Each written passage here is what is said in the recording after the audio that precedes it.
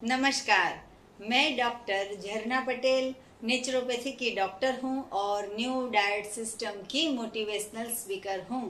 आज international day of peace है, मतलब कि 21 सितंबर।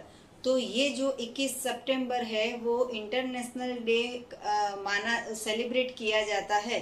तो हमें ये जो डे है उसमें से ये सीखना है कि हमारे जीवन में शांति होना बहुत ही जरूरी है, हैप्पीनेस होना जरूरी है, स्माइल होनी जरूरी है। अगर हमारे पास पैसे हैं, घर है, कपड़ा है, रोटी है, मकान है, फिर भी हम हंसते नहीं है, तो ऐसा तो कैसा दुख है हमारे जीवन में कि हम स्माइल नहीं देते हैं। आप देखिए कि रोता हुआ कोई अच्छा नहीं लगता है, लेकिन हंसता हुआ सब कुछ अच्छा लगता है। तो जीवन में अगर सुख पाना है तो हंसते रहो, दुख पड़ता है तो भी हंसते रहो। लोग पूछने आएंगे कि इसको भला किस बात का सुख है कि ये हर बार हंसता रहता है। तो हमारे जीवन में स्माइल है वो बहुत ही जरूरी है, हमेशा आनंद में रहना चाहिए। लेकिन आजकल भाग दौड़ की जिंदगी में किसी को शांति नहीं है। मुझे एक बात बताओ कि आपके पास कितने पैसे हो तो आपको शांति मिल जाए? 1 लाख हो जाए, 1 लाख, 10 लाख हो जाए, 50 लाख हो जाए या 1 करोड़ हो जाए, कितने हो जाए तो शांति मिलेगी?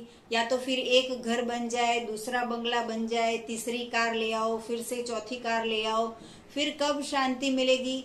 शादी कर लो, पहले पढ़ लो, फिर शादी कर लो, फिर बच्चे आ जाए, फिर बच्चों को पढ़ाओ, फिर बच्चों को शादी कर लो, फिर शांति मिलेगी। लेकिन शांति कहाँ मिलेगी?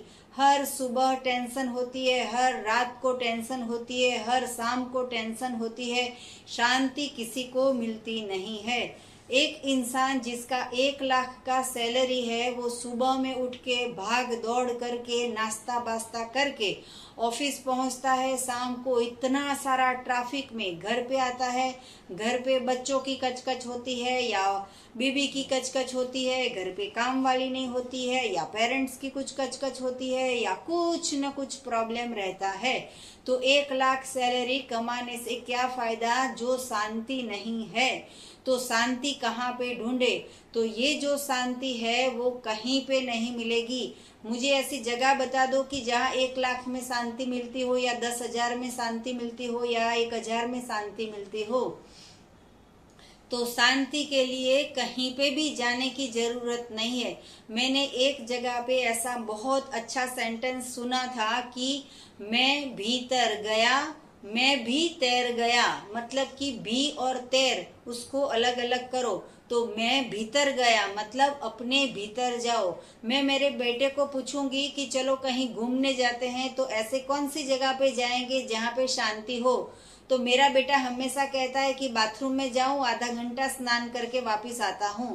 तो जहाँ पे शांति मिलती है वहां पे जाओ। तो इसके लिए हमें कहीं डेस्टिनेशन पे जाने की ज़रूरत नहीं है या घूमने जाने की ज़रूरत नहीं है, लेकिन अपने आप से थोड़ी बात करो कि ये पृथ्वी पे आए हैं हम तो क्या करने के लिए आए हैं? सिर्फ शादी करना है, खाना पकाना है, ऑफिस जाना है, बस बूढ़े हो जाना है, हॉस्पिटल जाना है और जिंदगी समाप्त। तो शांति कहाँ पे मिलेगी? तो ये जो शांति है वो हमारे मन से मिलेगी। तो मन से कैसे शांति मिलेगी? तो शरीर को हमें अच्छा अन्न देना है। अन्न मतलब कि शरीर को सही भोजन देना है। अगर हम शरीर को सही भोजन देंगे तभी दिमाग को कम तनाव पड़ेगा। बाकी तो टेंशन चारों ओर है, सभी के जीवन में भाग दौड़ है, कहीं पे शांति नहीं मिलेगी। तो शांति के लिए हमारे शरीर को हमें चेंज करना पड़ेगा, हमारा फूड हमें चेंज करना पड़ेगा। तो हमारे फूड क्या खाएंगे तो शांति मिलेगी? तो आप कहोगे कि हम तो कभी होटल का नहीं खाते, कभी रेस्टोरेंट का नहीं खाते, कभी होटल का नहीं खाते हैं, तो लारी का भी नहीं खाते हैं, हम तो सिर्फ घर का खाते हैं, फिर भी शांति नहीं मिलती है। तो घर में भी शांति नहीं मिलेगी क्योंकि हम जन्म से मृत भोजन खाते हैं। मृत भोजन से शांति नहीं मिलती है, शरीर में एसिड का उत्पादन होता है। कमर में दर्द होता है, जोड़ों में दर्द होता है, जॉइंट्स में पेन होता है, नी में पेन होता है, सर में दर्द होता है, सुबह ये गोली, शाम को ये गोली, रात को ये गोली, शाम को ये गोली, पूरे दिन हम हॉस्पिटल के चक्कर, डॉक्टर्स के चक्कर, और पूरी जिंदगी हमारी बर्बाद। जितने पैसे हमने 50 साल में कमाए थे, वो 50 साल के पैसे हम दूसरे 50 साल में हॉस्पिटल में छोड़ के आ जाते हैं। तो ऐसा कैसा जीवन है हमारा? हमारा जीवन में शांति नहीं है। तो भोजन से शांति मिलेगी। तो भोजन कैसा होना चाहिए? भोजन अमृत होना चाहिए। अगर हम अमृत भोजन खाएंगे तो दिमाग को शांति मिलेगी, दिल को शांति मिलेगी, शरीर को शांति मिलेगी, हमारी आत्मा को शांति मिलेगी, और हमारी वजह से हमारे फैमिली को शांति मिलेगी। हमारे जो वाइब्स होते हैं, हमारी पॉजिटिविटी होती है, हमारे जो ऑरा होता है उसमें से पॉजिटिविटी आनी चाहिए। लेकिन आजकल तो लोग इतना गलत सोचने लगते हैं, क्योंकि गलत भोजन खाते हैं, दिमाग में बिल्कुल अच्छे विचार नहीं आते हैं। तो हमारे जो वाइब्रेशन होते हैं वो पॉजिटिव होने चाहिए, और हमारा ऑरा है वो पॉजिटिव होना चाहिए, शुद्ध होना चाहिए। आपने देखा होगा कि कोई छोटा बच्चा है जिसको कुछ पता नहीं चलता है, तो बाहर से मिट्टी या धूल या कंकर या ईंट या पत्थर कुछ घर में डाल देता है, तो हम तुरंत बच्चे को समझाते हैं कि बेटा घर गंदा हो जाएगा, ऐसी चीजें घर में नहीं लाते हैं। हम किचन को दिन में 3 बार साफ करते रहते हैं। हमारे पलंग में बिल्कुल चादर भी उल्टी पुल्टी नहीं होने देते हैं। इतना हमारा बेड जो है वो पूरा टाइट करके, बिल्कुल फिट करके अच्छी तरह से हम रखते हैं। हमारे टीवी को लूसते हैं, फ्रिज को लूसते हैं, हम हमारे ओवन को लूसते हैं, हमारे टेबल को, फर्नीचर को, सोफा को, सब कुछ पोंछते रहते हैं। हमारे पंखा, हमारे लाइट, ट्यूबलाइट, सब कुछ साफ सफाई रखते हैं। क्यों कुछ गंदा नहीं कर देते हैं? इवन मैंने तो देखा है सभी लोग बाथरूम भी पोंछते रहते हैं, और बाथरूम भी कोरा का कोरा, प्लेन, शुद्ध, अच्छा रखते हैं। तो इतना सारा सफाई कर दिया, तो हमारा शरीर में क्यों गंदगी करनी है? शरीर में क्यों गंदगी डालनी है, कचरा डालना है? सुबह में उठते ही चाय पीते हैं, पकोड़े खाते हैं, उपमा खाते हैं, पोहे खाते हैं, खाखरा खाते हैं, बिस्किट खाते हैं, खाखरा खाते हैं, ये सारी चीज सुबह में उठते ही कचरा डाल दिया। दोपहर में मृत भोजन, रोटी, सब्जी, दाल, चावल, भूख लगी हो तो भी खाओ, नहीं लगी है तो भी खाओ। शाम को भी खिचड़ी आ जाती है, पराठा आ जाता है, भाखरी आ जाती है, कुछ भी भूख लगे या ना लगे बस खाते रहो। हैबिट पड़ गई है, पेट में कचरा डालते रहो। कभी पेट का हम सुनते नहीं है, पेट में दर्द होता है, जोड़ों में दर्द होता है, दिमाग हमारा बिल्कुल बेचैन हो जाता है, फ्रोजन शोल्डर हो जाता है, वेरिकोन वेन्स हो जाता है, फिर भी हम सुधरते नहीं हैं, और हम लगातार शरीर में मृत भोजन डालते रहते हैं। तो हमारे शरीर को विकृत कर दिया है। कहाँ से अच्छे विचार आएंगे, कहाँ से शांति मिलेगी? तो अगर शांति चाहिए तो परमात्मा का बनाया हुआ भोजन खाइए। सबसे अच्छा भोजन है भगवान ने बनाया हुआ फल। हमारे यहाँ पे कल 80 साल के बुजुर्ग और उनकी वाइफ, वो दोनों आए थे, तो उन्होंने ऐसा कहा कि हम ऐसी जगह पे जाना चाहते हैं कि जहाँ पे हमें सलाद मिल जाए, फ्रूट मिल जाए, या फिर हमें जूस मिल जाए। तो हमने कहा कि खुद बना लो, क्यों नहीं ऐसा करते हो? तो उन्होंने कहा कि हमारे घर पे 2 बेटी है, दोनों ससुराल गई है, और एक जो बेटी है वो डॉक्टर है। तो वो सुबह गोली, दोपहर गोली, शाम को गोली, रात को गोली खिलाती रहती है। टाइम पे टाइम दूध, टाइम पे टाइम खाना, और टाइम पे टाइम नाश्ता देती रहती है। तो हम कैसे समझाए कि ये अमृत भोजन खाना है, हमें ये मृत भोजन नहीं खाना है, ये हमें दवाई नहीं खानी है। और जो दूसरी डॉटर है उनके यहाँ पे जाते हैं तो वो भी इतना स्ट्रिक्ट फॉलो करवाते हैं, 7 बजे खा लो, 12 बजे खा लो, 8 बजे दूध पी लो, चाय क्यों नहीं पी, या फिर छाछ क्यों नहीं पी, गोली कब लोगे, गोली ले जाओ, टाइम पे उठ जाओ, टाइम पे सो जाओ। तो 80 साल के बुजुर्ग है, वो इतनी बड़ी फाइल लेके आए थे कि सुबह ये डायबिटीज़ की गोली, ये सुबह में बीपी की गोली, शाम को थायराइड की गोली, नी में पेन, ब्रेन स्ट्रोक आ गया है, इतना सारा प्रॉब्लम, इतनी सारी दवाई का डब्बा लेके आए थे। तो हमने कहा कि आप खुद जो है वो ये सब खाना चालू कर दो, लेकिन पॉसिबल ही नहीं है। कोई समाज समझता ही नहीं है कि भाई एक इंसान है वो स्वतंत्र है, उसको शांति चाहिए, उसको क्या खाना है तो खाने दो, आपको जो खाना हो वो खाओ, लेकिन उनको जो खाना है वो खाने दो। अभी इससे उल्टा मैं दूसरे बुजुर्ग की बात करूंगी कि दूसरे जो कपल है वो भी 80 साल के हैं, हस्बैंड और वाइफ दोनों, लेकिन उनका बेटा है और उनकी बहू है, ऐसे कहीं नहीं जाने देंगे, कोई कैंप में नहीं जाने देते हैं। उनके हर महीने का पेंशन जो है वो भी 30-40 हजार रुपया आता है।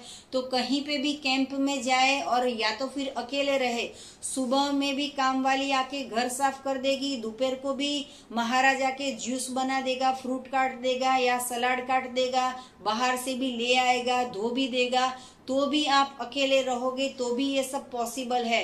लेकिन ये जो पेरेंट बच्चों के साथ रहते हैं, तो बहू और बेटा ये कहता है कि हमारे यहाँ से कहीं नहीं जाने का, कोई कैंप में नहीं जाने का, अकेले भी नहीं रहने का, हमारे साथ ही रहो, हमारे साथ ही मरो और हमारे साथ ही दवाई खाओ। तो ऐसे कैसे बच्चे हैं हमारे? हमने जन्म से ऐसा बच्चों को कैसा शिक्षण दिया कि पहले हमने बच्चों को दबा के रखा, अब अभी बच्चे हमें दबा के रखते हैं। तो ये जो सारा है वो हमारे ही वापिस उल्टा आ रहा है, जैसा हमने किया वैसा हमारे पास वापिस आ रहा है। तो बच्चों को भी स्वतंत्र रहने दो, आप भी स्वतंत्र रहो, लेकिन ये मन से भी स्वतंत्रता कैसे मिलेगी, तन से स्वतंत्रता कैसे मिलेगी और समाज से तो स्वतंत्रता कैसे मिलेगी? तो मैंने जैसे पहले कहा कि किसी का मत सुनो, अंतरात्मा का सुनो। भीतर मैं भी तर गया और मैं भी तैर गया, मतलब कि अंदर जाओ और खुद के शरीर को क्या चाहिए वो सुनो, वो समझो। मैंने अभी कहा कि कचरा जो है वो घर में नहीं डालते, तो कचरा क्यों पेट में डालते हो?